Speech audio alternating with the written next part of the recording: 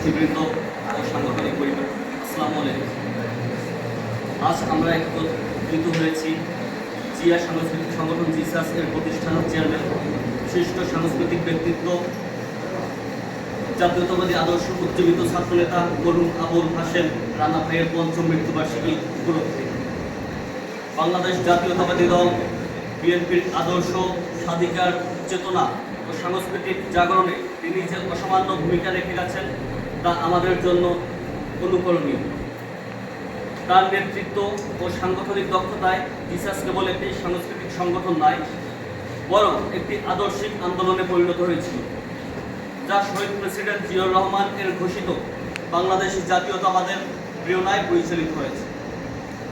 আজকের এই দোয়া, মিলাদ ও আলোচনা সভার মধ্যে আমরা মরহুমের আত্মার মাগফিরাত কামনা করি এবং তার আদর্শ ও চেতনাকে বুকে ধারণ করে বর্তমান রাজনৈতিক পরিস্থিতিতে গণতন্ত্র পুনঃপ্রতিষ্ঠার সংগ্রামে জাতীয়তাবাদী দল বিএনপি ও তার সকল অঙ্গ ও সহযোগী সংগঠনের কার্যক্রমে আমাদের সক্রিয় ভূমিকা নিশ্চিত করার শপথ গ্রহণ করি।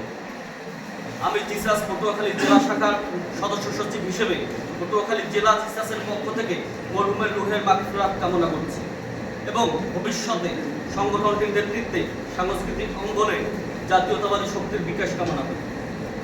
আসুন আমরা সবাই ঐক্যবদ্ধভাবে শহীদ জিয়া ও দেশ নেত্রী বেগম খালেদা জিয়ার স্বপ্নের বাংলাদেশ গঠনে অবিচল থাকি। আল্লাহ আমাদের সহায় হোক। বাংলাদেশ জিন্দাবাদ, শহীদ জিয়া অমর।